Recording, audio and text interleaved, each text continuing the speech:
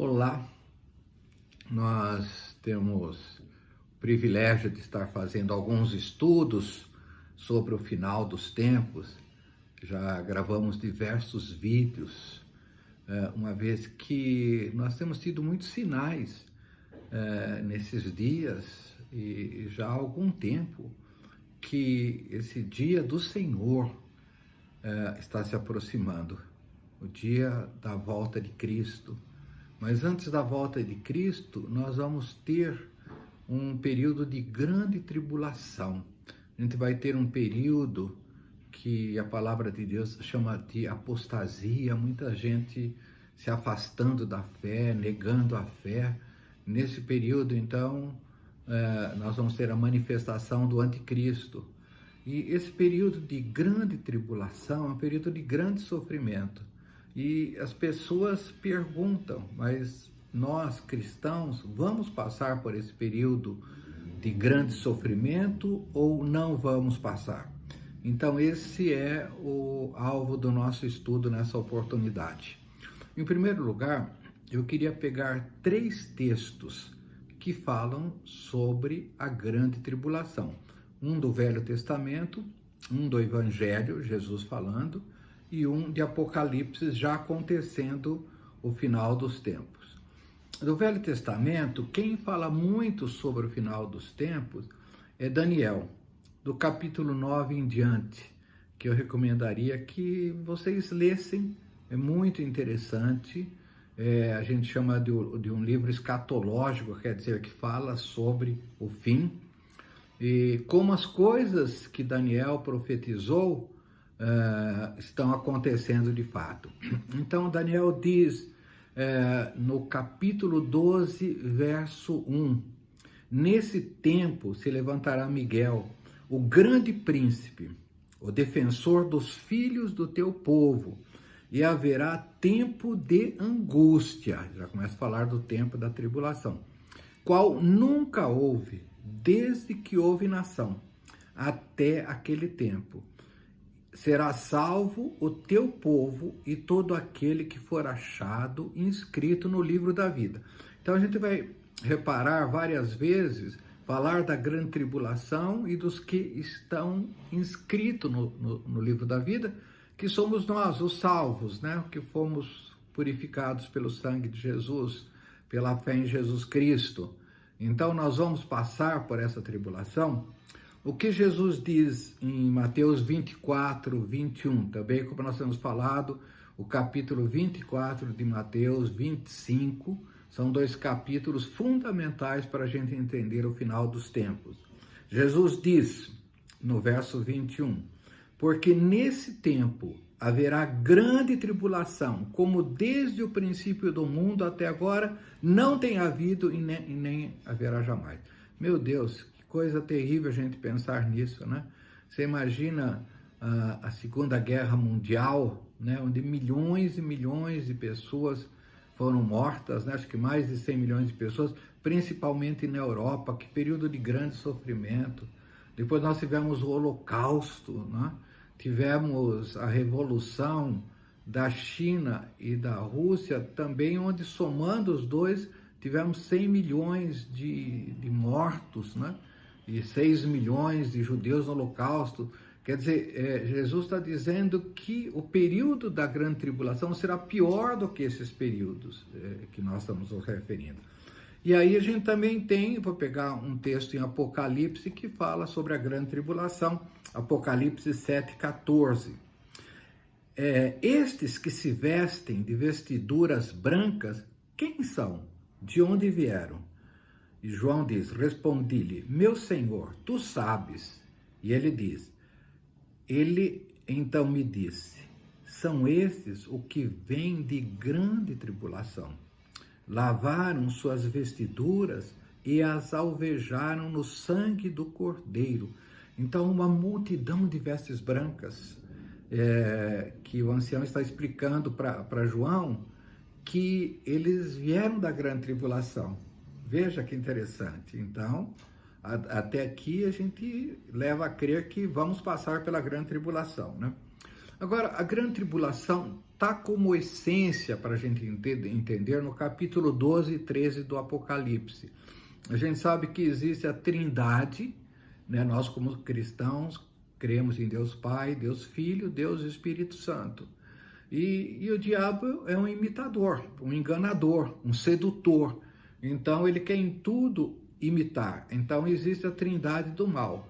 No capítulo 12 de Apocalipse, fala sobre o diabo, né? O dragão, o grande dragão, a antiga serpente que se chama diabo, Satanás, o sedutor de todo mundo. Então está falando do chefe de todos, do Senhor de todos, né? Como se fosse o pai de todos. Depois, no capítulo 13 de Apocalipse, falam de duas bestas, né? Uma que vai sair do mar, outra que vai sair da terra. No verso 1 do capítulo 13 diz, uma besta que sai do mar. Essa besta que sai do mar, o mar a gente entende assim que é o mundo, então ele é um gentil, ele não vai ser um judeu, né? Esse vai ser o anticristo, que vai ser o diabo encarnado. Então ele vai vir com sinais, com maravilhas, com prodígios, né? E vai enganar muito. Então ele vai ser um político, né? Com alianças com muitos países, né? E vai resolver problemas de economia, como nós vamos ver. Então essa é a segunda pessoa da Trindade do mal, que é o diabo encarnado, que é o Filho, né? Depois tem a terceira pessoa, Apocalipse 13, 11, vi ainda uma outra besta emergir da terra. E essa saída da terra, os estudiosos dizem que é de Israel, né, provavelmente. Então, ele vem como um religioso. Ele faz com que a terra e seus habitantes adorem a primeira besta, cuja ferida mortal fora curada. Então, a primeira besta fez um milagre, e esse falso profeta, né, a segunda besta que sai de Israel, vai, assim, induzir as pessoas a adorarem, como se ele fosse um sacerdote, dirigindo, canalizando a adoração para o anticristo, assim como o Espírito Santo faz para Cristo, né? Assim como funciona a Santíssima Trindade. Desculpa fazer essa comparação, mas é necessário isso, né? Bom, então esse período de grande tribulação, segundo os estudiosos, e não é difícil mostrar isso, mas nós não faremos nesse momento, será um período de 7 anos, que terá uma divisão exatamente no meio, numa mudança radical da postura do anticristo. Então, em 1 Tessalonicenses 5:3, diz, quando andarem dizendo paz e segurança, eis que lhes sobrevirá repentinamente destruição, como vêm as dores de parto. Aqui está para dar à luz, e de nenhum modo escapará. Então, ele está dizendo que vai haver um tempo que se vai falar, aqui o apóstolo Paulo, aos irmãos de Tessalônicas, né? Capítulo 4, 5 de 1 Tessalonicenses e capítulo 1 de 2 Tessalonicenses falam muito sobre o final dos tempos também. Então, ele está falando que vai haver um momento como esse, né? Nós estamos com mortalidade alta, né? Índice de desemprego, fome, insegurança, problemas de saúde sérios, né? E de repente vem alguém com uma solução, alguém que vai fazer uma aliança, e eu tenho uma proposta, né? E todo mundo vai crer nessa proposta. Eles serão atraídos por essa proposta, nós queremos paz. Então, aqui começa o governo do anticristo, um período de engano, vai ser um período de 3 anos e meio, um período em que ele vai mostrar muita habilidade, no sentido de governar um mundo, é um governo mundial, né? Mas aí vai haver um momento, e o apóstolo Paulo diz, que ele vai assentar no santuário de Deus, ostentando-se como se fosse o próprio Deus. Então chega um momento em que ele vai mostrar as garras dele, e ele vai querer ser adorado como Deus, né? Assim como Cristo é adorado. E ele quer ser adorado aonde? No templo. Que local? Em Jerusalém, né? Que a gente fala em reconstrução desse templo, que está tudo preparado, né? Então, exatamente na metade dos 3 anos e meio, ele vai manifestar toda a sua maldade, a sua iniquidade, né? Então, em Apocalipse 13:5 diz: foi-lhe dado uma boca para proferir blasfêmias contra Deus e contra os santos por 42 meses. Olha que interessante, 3 anos e meio. Né? Então, é aí que ele se revela todo mal, todo maligno, e ele vai proferir, né? Porque ele não pode, principalmente os santos que já partiram, né? Que estão com o Senhor e contra Deus, ele não pode lutar contra esses, mas ele vai proferir grandes blasfêmias contra, né? Em Apocalipse 12:6 diz: a mulher fugiu para o deserto, onde ele havia preparado um lugar para que nele sustentem durante 1260 dias. O que são 1260 dias? 3 anos e meio, 42 meses.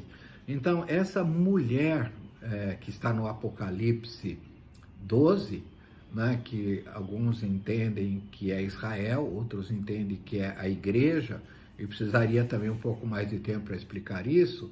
Ela vai fugir para o deserto, né, e vai ficar por 3 anos e meio, como que sendo protegida por Deus para que nenhum mal aconteça, né? Bom, então esse é um panorama que nós temos aí do final dos tempos da grande tribulação. Então a pergunta: nós passaremos, nós cristãos que temos os nossos nomes no livro da vida, passaremos por essa grande tribulação? Na verdade, eu por bastante tempo criei que nós não passaríamos, que nós seríamos arrebatados antes, não é? Como a maioria crê. Tá? Se você pegar pelo YouTube, pela internet, a igreja vai passar pela grande tribulação, você vai ver que a maioria entende que a igreja não vai passar, que os cristãos não vão passar. Agora, a interpretação que vai passar é a interpretação dos pais da igreja. Até mais ou menos o ano 1850, a igreja sempre creu que ela iria passar na grande tribulação. E a partir daí começaram a existir alguns estudos. Alguém teve alguma proposta de que nós não passaríamos, que a gente seria arrebatado antes. E aí começaram a fazer estudos, principalmente no século XX. E hoje muitos pastores americanos, a maioria, crê que a igreja vai ser arrebatada, que a igreja não vai passar pela grande tribulação. Mas eu pregava isso, até que houve um período que eu tive alguns sonhos sobre o final dos tempos. Como eu gostava e gosto de falar sobre isso, acho que a igreja tem que estar preparada sobre isso, acho que nós somos omissos quando não falamos sobre isso. Então, eu comecei a estudar e tive alguns sonhos da volta de Jesus. E um sonho que eu tive é que eu e a minha esposa passávamos pela grande tribulação, que a gente fugia, assim, de uma perseguição. Então eu comecei a refletir sobre isso e estudei e pesquisei e vi que alguns que defendem que a igreja vai passar pela grande tribulação têm estudos muito bem feitos, são pessoas sérias, e eu cheguei a essa conclusão, ao ponto de um dia chegar para minha congregação na época e pedir desculpa. Eu falei: olha, eu preguei sempre desse jeito, mas Deus não é didático assim no sentido de que é para a gente crer assim um assado, mas hoje eu creio de forma diferente, embora quem continue a crer daquele jeito anterior, não há problema nenhum nisso, né? A única coisa é que, se acontecer passarmos pela grande tribulação, não estariam preparados para isso. E o que eu quero concluir é como a gente se preparar para isso, né? Então, como eu falei assim, muitos americanos, pastores, muitos livros, né, creem que a igreja vai ser arrebatada antes, né? Mas eu vou pegar 2 trechos aqui, poderia pegar mais, né? Mas eu vou pegar 2 apenas, que fala que a igreja vai passar pela grande tribulação. E tem muitos versículos que não compete a gente ficar estudando nesse momento. Mas o primeiro que eu quero pegar é o próprio Jesus falando em 24, verso 21 em diante. O versículo que eu já li. Porque nesse tempo haverá grande tribulação, como desde o princípio do mundo até agora nunca tem havido e nem haverá jamais. Então ele está falando da tribulação. Mas aí no verso seguinte ele disse: não tivesse aqueles dias sido abreviados, ninguém seria salvo. Mas por causa dos escolhidos, tais dias serão abreviados. Então veja, então os escolhidos vão estar passando pela grande tribulação, segundo Jesus, né? E aí ele é quem sabe, não é mais ninguém, né? Então, quem são esses escolhidos? Somos nós, se nós estivermos vivos nesse período, né? E Jesus diz que o Pai vai abreviar esses dias de tão grande sofrimento que são esses dias, né? Depois também Jesus fala aqui em Mateus 24, verso 29, ele diz, olha, logo em seguida a tribulação daqueles dias. Então, terminou a tribulação, tá? O sol escurecerá, a lua não dará sua claridade, as estrelas cairão do firmamento e os poderes do céu serão abalados. Então aparecerá no céu o sinal do Filho do Homem. Então, Jesus volta após a grande tribulação, exatamente uma grande batalha chamada Armagedon, né? A Bíblia fala muito disso, em Apocalipse fala disso, né? Todos os povos da terra se lamentarão e verão o Filho do Homem vindo sobre as nuvens do céu com poder e muita glória. Então ele vem para vencer, para derrotar. Israel está sendo cercada pelos povos do norte, por muitos exércitos. Então ele vem para mostrar que realmente ele era o Messias, que ele é o Messias, né? E veja o verso 31. E ele enviará os seus anjos com grande clangor de trombeta, os quais reunirão seus escolhidos, reunirão os seus escolhidos dos 4 ventos de uma a outra extremidade do céu. Quer dizer, depois dele voltar, né, depois da grande tribulação, aí ele vai reunir a igreja. Aí seria o arrebatamento da igreja. Então veja o que o apóstolo Paulo também diz. Ele tem outras passagens, mas vou pegar uma aqui em 1 Coríntios capítulo 15, diz, isto afirmo, verso 50, isto afirmo, irmãos, que a carne e o sangue não podem herdar o reino de Deus, nem a corrupção herdará a incorrupção.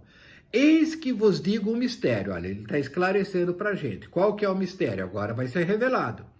Nem todos dormiremos, mas transformados seremos todos. Quer dizer, nem todos morreremos, mas no dia da volta de Jesus, nós teremos uma transformação. Eu vejo como ele explica. No momento, num abrir, num fechar dos olhos, ao ressoar da última trombeta, a trombeta soará, os mortos ressuscitarão incorruptíveis e nós seremos transformados. Então, nós que estivermos, essa ressurreição dos mortos, a primeira ressurreição dos mortos, ela vai acontecer nessa volta de Jesus, ao tocar, ao ressoar a última trombeta. E a última trombeta é exatamente quando termina a grande tribulação, é o fim, aí é o fim mesmo, não é? Então, nesse momento é que vai acontecer, isso está em 1 Tessalonicenses 4 também, tem outras passagens que mostram isso. Então, o que nós precisamos estar atentos nesse sentido? Primeiro, veja, Deus nunca tirou o seu povo de sofrimento. Os mártires passaram por sofrimento. Nós temos pessoas sendo perseguidas, missionários sendo perseguidos, passando por grandes sofrimentos. Jesus não tira, não evita os sofrimentos, né? Porque isso são testemunhos que os cristãos vão dar. Então, às vezes as pessoas perguntam, mas irmão, eu vou passar por grande tribulação, não tenho força, eu vou negar Cristo. E não vai, Deus vai dar força, Deus vai proteger, assim como os crentes que morreram em Roma, que foram perseguidos, que foram massacrados, eles não eram melhor que a gente, né? Mas Deus deu força para eles. Então, o que que nós precisamos? Estar firmes com Jesus. Em primeiro lugar, sabe, com Jesus passamos pela grande tribulação ou não passamos, o importante é estar com Ele. Se nós estivermos com Ele, Ele é fiel e justo, vai nos guardar, nos proteger. E a segunda coisa importante, irmãos, nós precisamos estar juntos como igreja, ligado um no outro, porque para passar esse período, se nós pudermos passar juntos, veja, a palavra de Deus diz, quem tiver a marca da besta, né? Que os que tem o nome no livro da vida, tem a marca do Espírito Santo, esses não vão ter a marca da besta, mas quem não tiver a marca da besta não vai poder comprar nem vender nesse período. Então nós vamos precisar estar ajudando uns aos outros. Não sei como é que vai ser nesse período de grande tribulação, mas nós vamos precisar um dos outros. Então é bom estarmos juntos, é bom praticarmos o amor, é bom praticarmos o perdão, porque no período da grande tribulação vai ser difícil se nós não estivermos ligados, se nós não formos um só corpo, se nós não estivermos unidos em Cristo Jesus, uma unidade no Espírito, uma unidade na fé. Que Deus abençoe a todos. O meu estímulo é que nós estejamos preparados para qualquer coisa, porque Jesus Cristo é conosco. Se Deus é por nós, quem será contra nós? Deus abençoe a todos.